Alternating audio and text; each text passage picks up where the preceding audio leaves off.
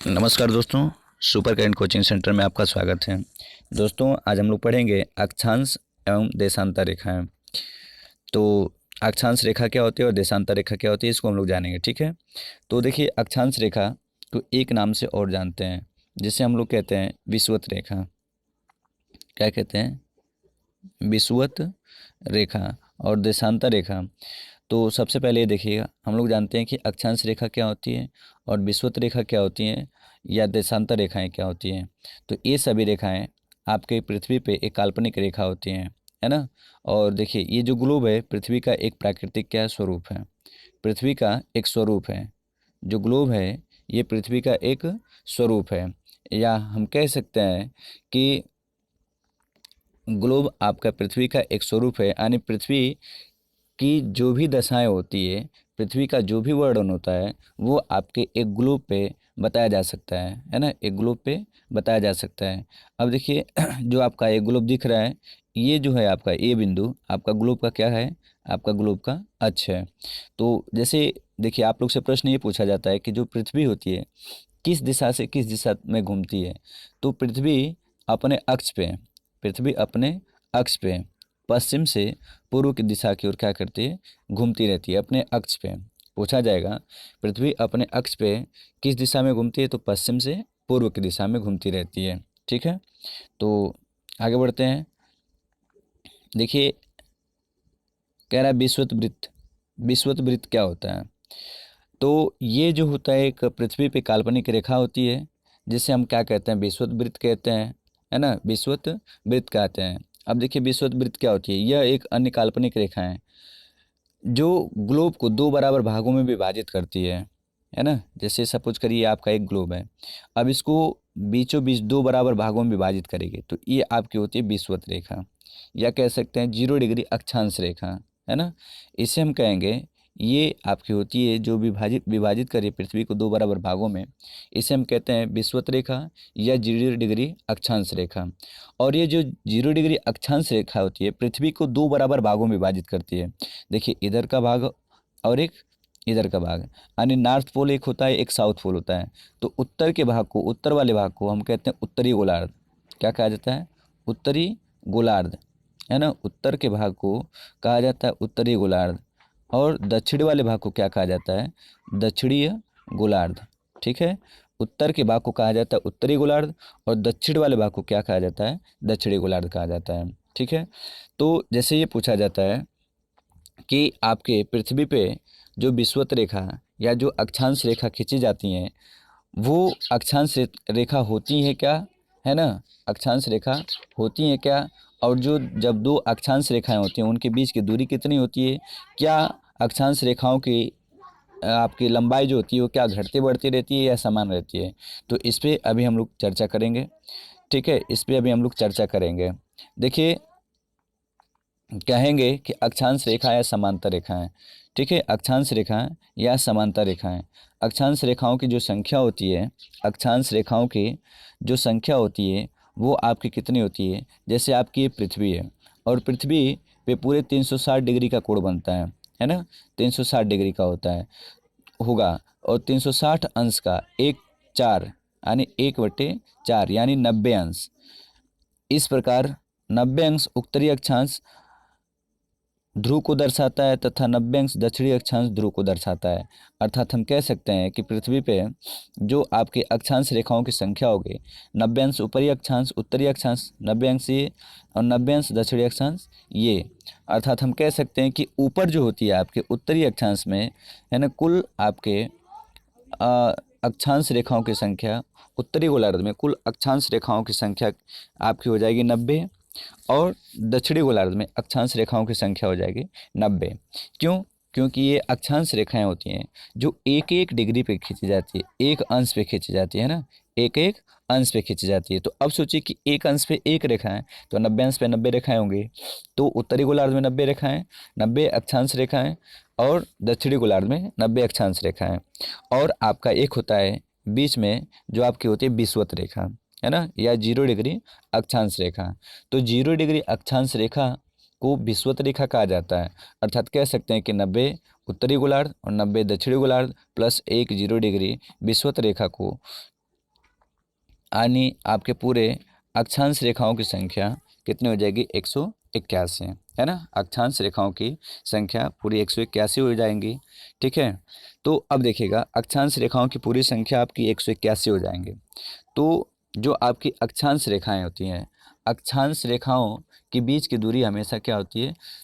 समान रहती है। अक्षांश रेखाओं के बीच की दूरी क्या होती है? हमेशा समान रहती है। और अक्षांश रेखाएं जो होती हैं, इनकी लंबाई, है ना, घटती बढ़ती रहती है। यानी कह सकते हैं कि ध्रुवों पे इनकी लंबाई क्या होती है? छोटी होती जाती है ध्रुवों की तरफ, और बीच में यानी विषुवत रेखा की तरफ, है ना, इसकी लंबाई क्या होती है? सबसे बड़ी होती है।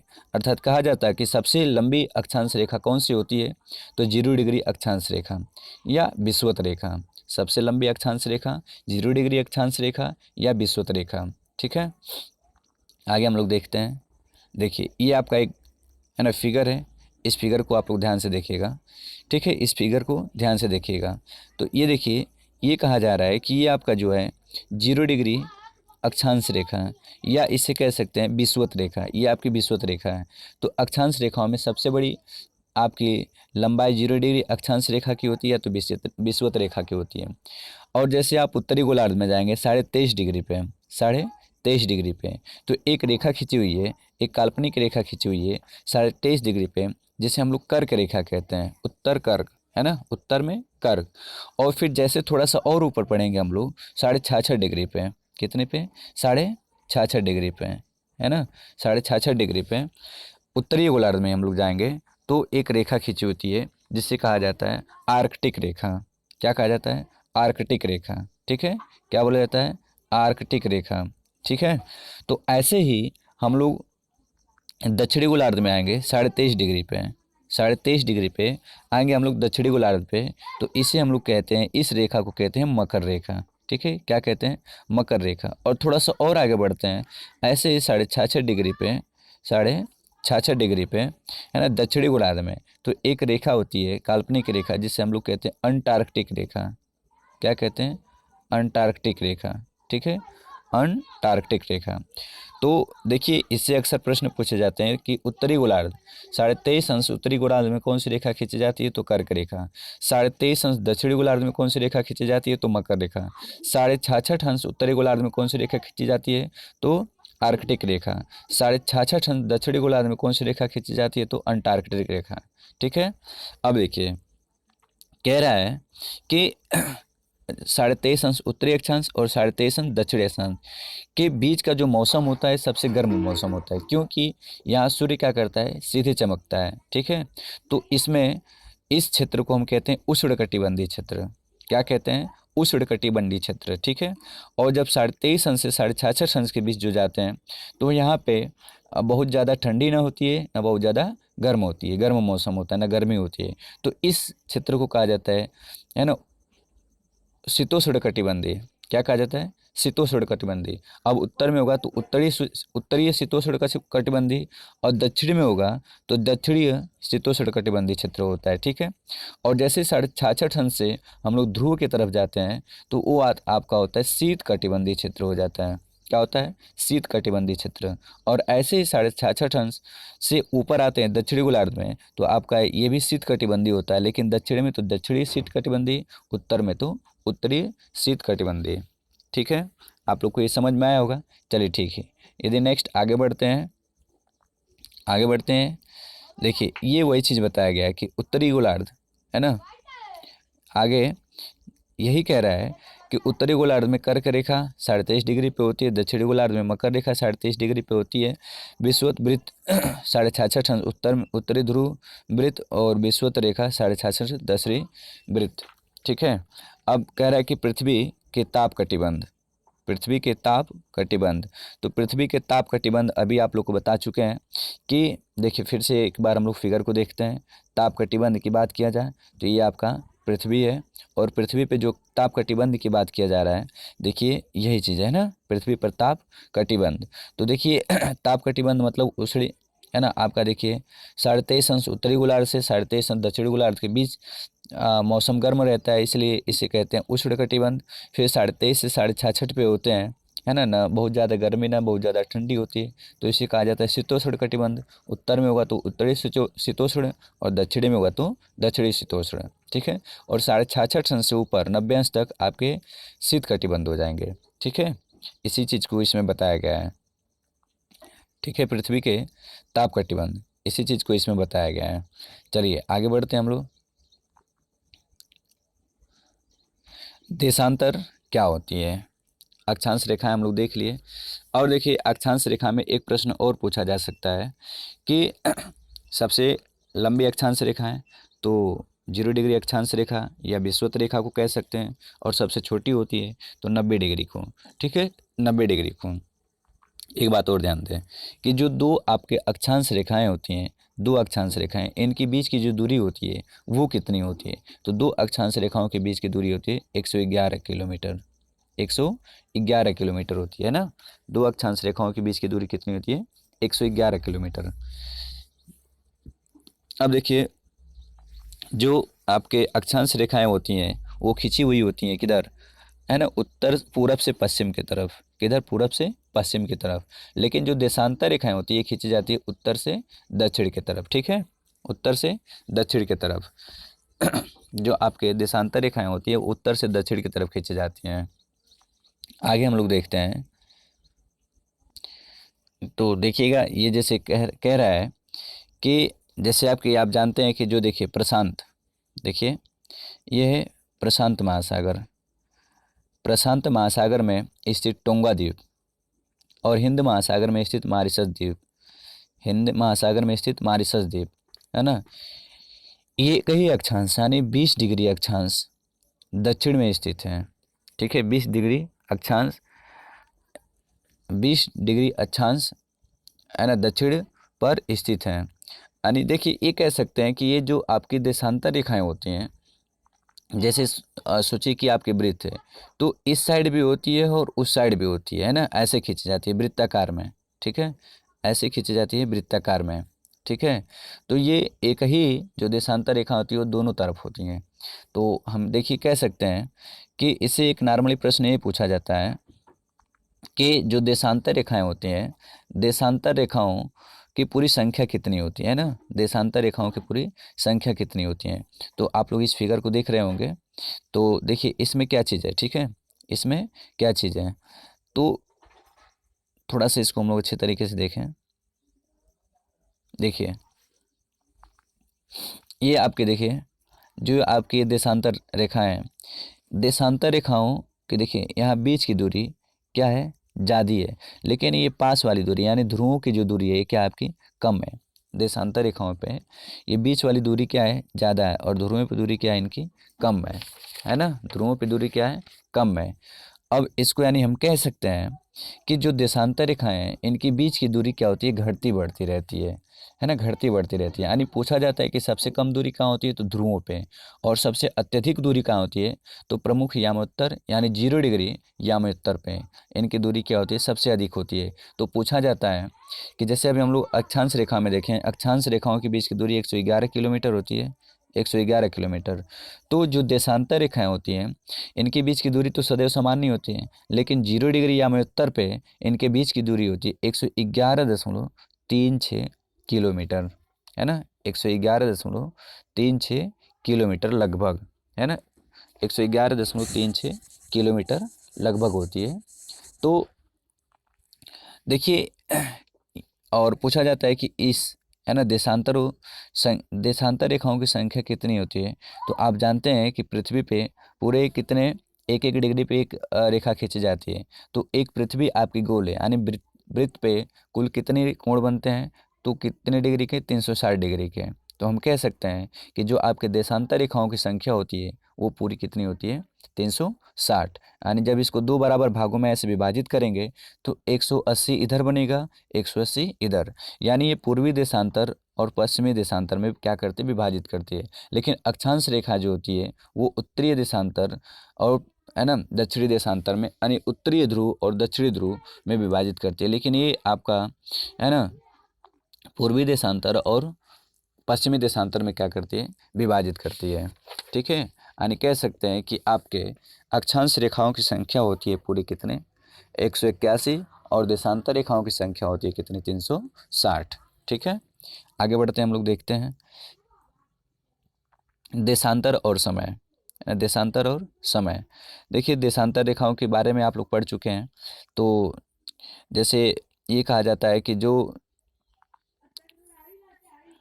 जो आपके क्या बोलते हैं कि, चलिए यहाँ देखिए, समय को मापने का सबसे अच्छा साधन पृथ्वी, समय को मापने का सबसे अच्छा साधन जो है पृथ्वी, चंद्रमा और ग्रहों की गति है। पृथ्वी, चंद्रमा और ग्रहों की गति है। ठीक है ना, पृथ्वी, चंद्रमा और ग्रहों की गति। सूर्योदय एवं सूर्यास्त प्रतिदिन होता रहता है, अतः स्वाभाविक है कि यह पूरे विश्व में समय निर्धारण का सबसे अच्छा साधन है।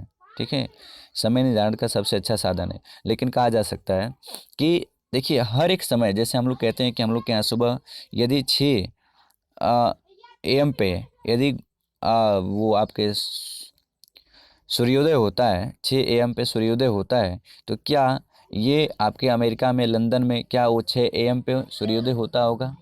ठीक है, यदि हम लोग के यहाँ सूर्योदय तो कहीं रात होता है ना। तो ऐसे सूर्योदय हर जगह समान नहीं होता है। तो हम लोग क्या करते हैं कि समय को मानने के लिए एक हम लोग मानक मानते हैं, है ना। एक क्या किया जाता है, मानक मान लिया जाता है। जैसे कह सकते हैं कि देखिए जो आपकी पृथ्वी है पूरे 24 घंटे में एक चक्कर लगाती है। ठीक है, पृथ्वी 24 घंटे में अपने एक्स पे एक चक्कर घूम जाती है, यानी 360 डिग्री घूम जाती है। तो कहा जा सकता है कि 1 घंटे में कितना घूमेगी 15 डिग्री, और 4 मिनट में 1 डिग्री घूमेगी। अब देखिए ये कैसे निकला है ना, कैसे निकला है। तो हम कह सकते हैं कि 24 घंटे में घूमती है 360, तो 1 घंटे में घूमेगी 360/24, ये तो होगी ना। अब इसको काट देंगे तो आपका 15 बार में कटेगा, यानी 15 डिग्री घूमेगी। तो अब कह सकते हैं 15 डिग्री घूमेगी, तो 4 मिनट में 1 डिग्री घूमती है। तो देखिए इससे प्रश्न आपका पूछा जाता है कि आपकी जो पृथ्वी है 24 घंटे में कितने डिग्री घूम जाती है, तो 360 डिग्री, यानी 1 घंटे में 15 डिग्री, और 4 मिनट में कितनी घूमेगी, तो 1 डिग्री घूमेगी। इस प्रकार ग्रीनविच में दोपहर के 12 बजे, तब ग्रीनविच से 15 डिग्री पूर्व में समय जो होगा कितना होगा, 60 मिनट, अर्थात 15 मिनट, 15 मिनट यानी 1 घंटा, यानी 60 मिनट। तो आपके जो रेखाएं, यानी ग्रीनविच रेखा से आपके जैसे आप 15 डिग्री जाएंगे पूर्व में, तो आपका 15 डिग्री पूर्व में जाएंगे तो आपका बढ़ता है समय। 15 डिग्री पश्चिम में जाते हैं तो समय क्या होता है, घटता है। यदि कह रह सकते हैं कि ग्रीनविच पे यदि आपका समय 12 बज रहा होगा, तो 15 डिग्री बाद, 15 डिग्री पूर्व की बात करेंगे तो एक समय आपका बढ़ जाता है, यानी 1 बजता है। और पश्चिम की बात करें तो 1 घंटा क्या होगा, घट जाएगा, यानी 11 बज जाएगा। तो ऐसे हर एक जगह का जो आपका समय का मापन होता है ना, एक मानक होता है। एक हम लोग क्या करते हैं, एक बिंदु मानते हैं जहाँ से क्या करते हैं, हर एक देश के समय को निर्धारित किया जाता है, जहाँ से हर एक देश के समय को क्या किया जाता है, निर्धारित किया जाता है। ठीक है, तो जैसे हम लोग के भारत में एक समय, है ना, मानक याम्योत्तर माना गया है। एक समय मानक याम्योत्तर माना गया है जो आपके इलाहाबाद से, है ना, इलाहाबाद नैनी से होकर के गुजरता है 82.5 डिग्री, 82.5 डिग्री पूर्वी क्षेत्र से, है ना, 82.5 डिग्री पूर्वी क्षेत्र में। जो देखिए कह रहा है कि इस याम्योत्तर रेखा के स्थानीय मान को पूरे देश का मानक समय कहा जाता है। पूरे देश का यानी पूरे भारत का मानक समय कहा जाता है, जो कितने डिग्री पे स्थित है, 82.5 डिग्री पे। पूछा जाता है कहाँ है, तो इलाहाबाद में, इलाहाबाद के नैनी में स्थित है। ठीक है, तो इनसे हम क्या करते हैं, पूरे देश का, हम लोग पूरे भारत देश का समय निकाल लेते हैं कि आज यहाँ पे कितना बज रहा है, वहाँ पे कितना बज रहा है। देखिए ये आपका भारत है, ये आपका क्या है, भारत है। और मानक याम्योत्तर आपका गुजर रहा है कहाँ से, इस भारत के, है ना, इस बीचों बीच से। ठीक है, इस भारत के, देखिए यहाँ से इलाहाबाद से होकर गुजर रहा है। ठीक है, भारत के इलाहाबाद से होकर के देखिए गुजर रहा है 82.5 डिग्री पे। देखिए ये आपका यहीं से देखेंगे आप लोग भारत के नक्शे में, तो इलाहाबाद यहीं है। तो मानक याम्योत्तर इलाहाबाद से होकर के, है ना, इलाहाबाद के नैनी से होकर के क्या करते हैं, गुजरता है, और जहाँ से हम लोग क्या करते हैं, समय का मापन करते हैं। तो दोस्तों यदि आप लोग को ये वीडियो अच्छी लगी हो तो वीडियो को लाइक शेयर और सब्सक्राइब जरूर करें, ओके, धन्यवाद।